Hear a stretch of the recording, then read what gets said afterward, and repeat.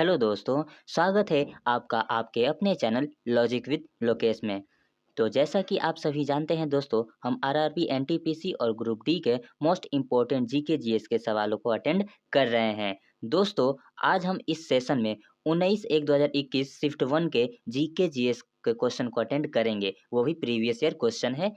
अब दोस्तों, इन 40 प्रश्नों में से आपको कम से कम 30 प्रश्न तो सही करने होंगे और अपना स्कोर भी हमें वीडियो के अंत में अवश्य ही बताइएगा, ताकि हमें मालूम चल सके कि आपका स्कोर कितना रहा।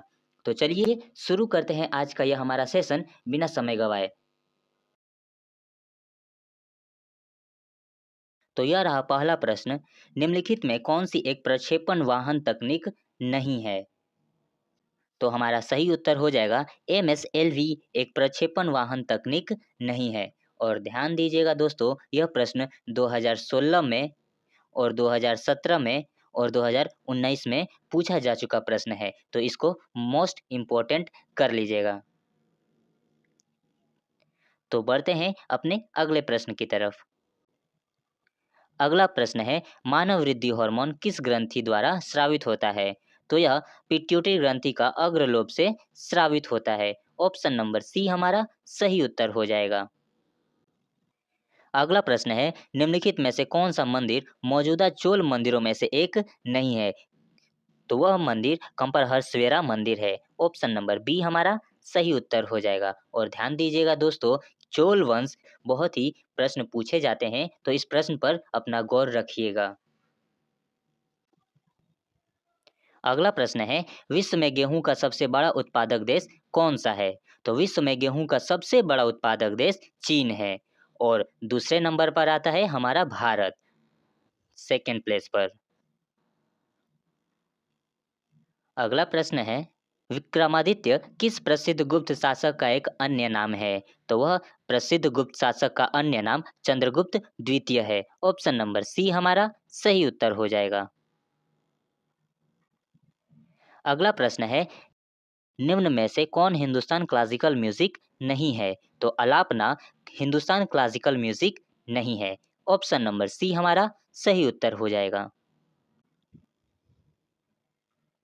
अगला प्रश्न है, निम्नलिखित में से कौन सी जनजाति नागालैंड से संबंधित है? तो रंगमा जनजाति नागालैंड से संबंधित है। ऑप्शन नंबर ए हमारा सही उत्तर हो जाएगा। अगला प्रश्न है, इदुक्की बांध किस नदी पर बनाया गया है? तो यह बांध पेरियार नदी पर बनाया गया है। ऑप्शन नंबर डी हमारा सही उत्तर हो जाएगा। और हाँ दोस्तों, अपना फीडबैक अवश्य ही दीजिएगा कि आपको कितना समझ में आया और कितना नहीं।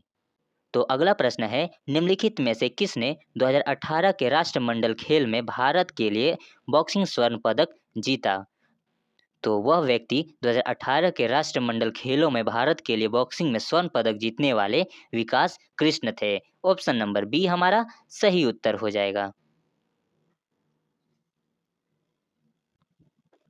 अगला प्रश्न है, निम्नलिखित में से कौन सा प्रकाश के अपवर्तन का उदाहरण नहीं है? ध्यान दीजिएगा दोस्तों, प्रकाश के अपवर्तन का उदाहरण नहीं है। तो अस्त होते हुए सूर्य का रंग लाल होना, यह एक प्रकाश के अपवर्तन का उदाहरण नहीं है। और जो बचा ऑप्शन, इंद्रधनुष का निर्माण, तारों का टिमटिमाना या फिर मानव आंख द्वारा छवि का निर्माण, ये तीनों ऑप्शंस प्रकाश के अपवर्तन का सटीक उदाहरण है। ऑप्शन नंबर डी हमारा सही उत्तर हो जाएगा। अगला प्रश्न है, निम्नलिखित में से कौन सी ग्रीनहाउस गैस के उत्सर्जन से संबंधित अनिवार्य सीमाएं तय करने वाले औद्योगिक देशों के बीच की गई एक अंतर्राष्ट्रीय संधि है? तो वह संधि क्योटो प्रोटोकॉल है। ऑप्शन नंबर बी हमारा सही उत्तर हो जाएगा। अगला प्रश्न है, प्रसिद्ध संस्कृत नाटक स्वप्नवासवदत्तम किसने लिखा था? तो यह संस्कृत नाटक भास ने लिखा था। ऑप्शन नंबर डी हमारा सही उत्तर हो जाएगा। अगला प्रश्न है, पब्लिक इंटरप्राइजेस सर्वे 2018-19 के अनुसार भारत में सर्वाधिक लाभप्रद सार्वजनिक क्षेत्रक उपक्रम PSU कौन सा है? तो वह PSU ONGC है। ऑप्शन नंबर सी हमारा सही उत्तर हो जाएगा।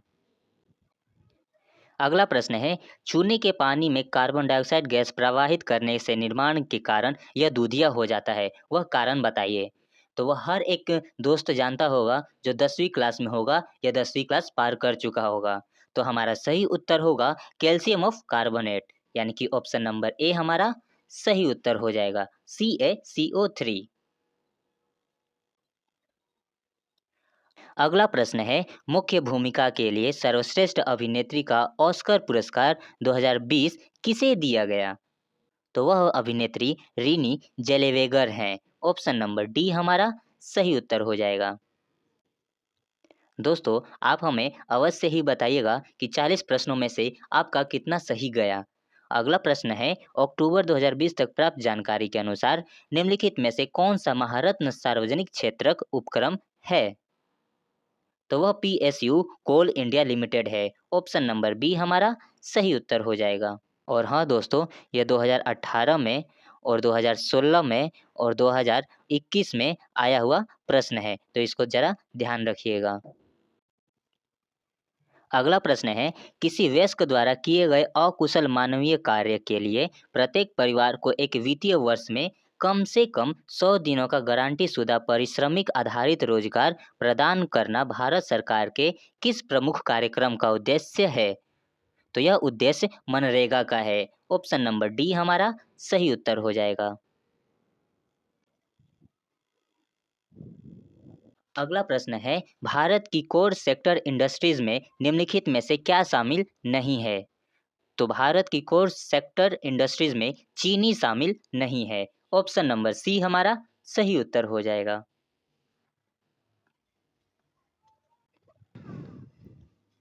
अगला प्रश्न है, संविधान के किस अनुच्छेद के तहत भारत उच्चतम न्यायालय मौलिक अधिकारों के परिवर्तन के लिए रीट जारी कर सकता है? तो वह अनुच्छेद 32 है। ऑप्शन नंबर ए हमारा सही उत्तर हो जाएगा। अगला प्रश्न है, आयुष मंत्रालय ने 22 अप्रैल 2019 को पारंपरिक चिकित्सा पद्धति के अनुसंधान और शिक्षा को बढ़ावा देने के आधुनिक विज्ञान के साथ इसके एकीकरण के हेतु निम्नलिखित में से किस संगठन के साथ एक समझौता ज्ञापन हस्ताक्षर किया था? तो वह संगठन CSIR था। ऑप्शन नंबर ए हमारा सही उत्तर हो जाएगा। अगला प्रश्न है, हार्ड डिस्क किस प्रकार की स्टोरेज डिवाइस है? तो हार्ड डिस्क द्वितीयक स्टोरेज डिवाइस है। ऑप्शन नंबर डी हमारा सही उत्तर हो जाएगा।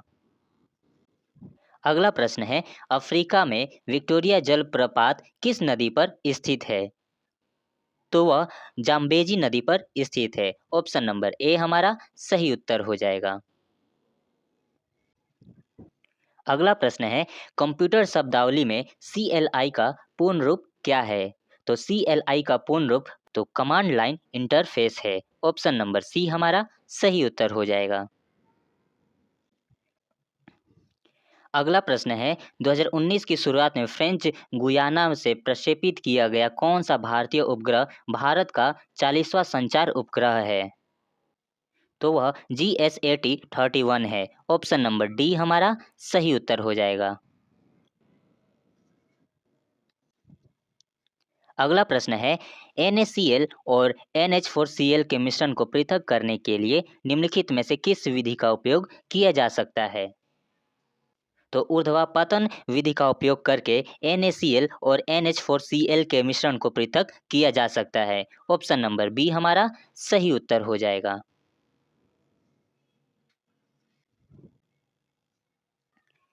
अगला प्रश्न है, निम्नलिखित भारतीय संविधान के अनुच्छेद में से कौन से अनुच्छेद में राज्य में विधान परिषदों के गठन के लिए प्रावधान किया गया है? तो वह अनुच्छेद कौन सा है? तो वह अनुच्छेद 169 है। ऑप्शन नंबर बी हमारा सही उत्तर हो जाएगा। अगला प्रश्न है, भारत का पहला वायसराय कौन बना था? तो लॉर्ड कैनिंग भारत का पहला वायसराय बना था। ऑप्शन नंबर ए हमारा सही उत्तर हो जाएगा। और हाँ दोस्तों, यह 2018 के शिफ्ट 1 में भी आया था और शिफ्ट 2 में भी आया था। और हाँ दोस्तों, यह 2012 में भी पूछा जा चुका प्रश्न है, तो इसको अपने दिमाग में अवश्य ही रखिएगा। और इसको हमने पिछले सेशन में भी बताया था, जो आपको याद होगा। अगला प्रश्न है, संयुक्त राष्ट्र जलवायु परिवर्तन सम्मेलन 2021 जो कि COP 26 के नाम से जाना जाता है, में आयोजित किया जाएगा। तो यह ग्लासगो में आयोजित किया जाएगा। ऑप्शन नंबर डी हमारा सही उत्तर हो जाएगा।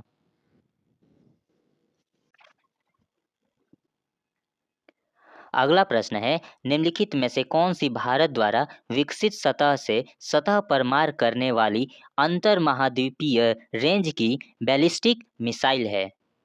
वह अग्नि 5 है। ऑप्शन नंबर ए हमारा सही उत्तर हो जाएगा। अगला प्रश्न है, 1 पेटाबाइट बराबर कितना होता है?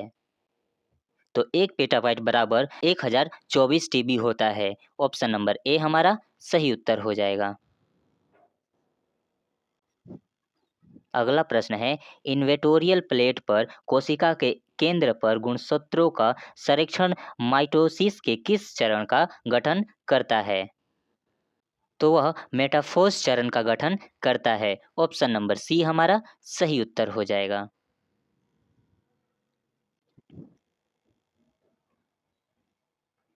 अगला प्रश्न है, लॉर्ड चेम्सफोर्ड ने 1919 में जालियांवाला बाग की घटना की जांच के लिए किस समिति का गठन किया था? तो वह हंटर समिति का गठन किया था। ऑप्शन नंबर डी हमारा सही उत्तर हो जाएगा। अगला प्रश्न है, काकतीय राजवंश का अंत निम्नलिखित में से किसके द्वारा किया गया था? तो दिल्ली सल्तनत के द्वारा काकतीय राजवंश का अंत किया गया था। ऑप्शन नंबर डी हमारा सही उत्तर हो जाएगा।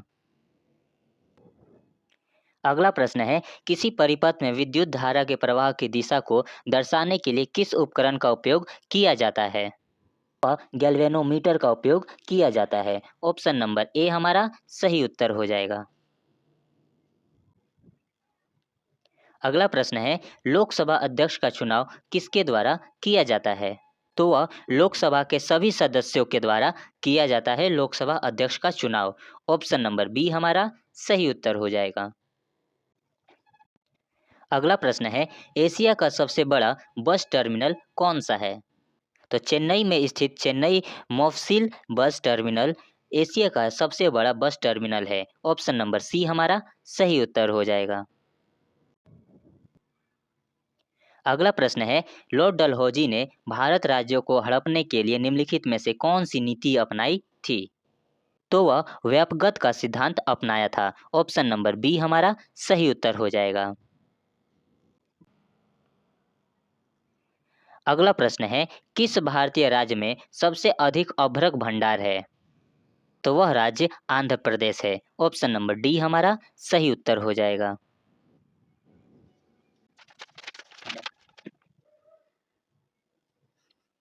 अगला प्रश्न है, हाल ही में भारत का कौन सा राज्य राष्ट्रीय जल पुरस्कार 2023 में प्रथम स्थान पर रहा है? तो वह राज्य उत्तर प्रदेश है। ऑप्शन नंबर ए हमारा सही उत्तर हो जाएगा। तो यह रहा दोस्तों इस सेशन का आखिरी प्रश्न, निम्नलिखित में से कौन सा तत्व मानव शरीर में हीमोग्लोबिन का मुख्य घटक होता है? तो आयरन हीमोग्लोबिन का मुख्य घटक होता है मानव शरीर में। ऑप्शन नंबर बी हमारा सही उत्तर हो जाएगा।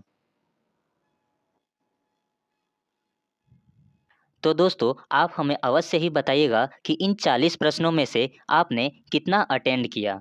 और हाँ दोस्तों, जाने से पहले वीडियो का फीडबैक हमें अवश्य ही दीजिएगा, ताकि आपके फीडबैक की वजह से हमें मालूम चलेगा कि आपको किस प्रश्नों में सबसे ज़्यादा दिक्कत हो रही है और किस में नहीं।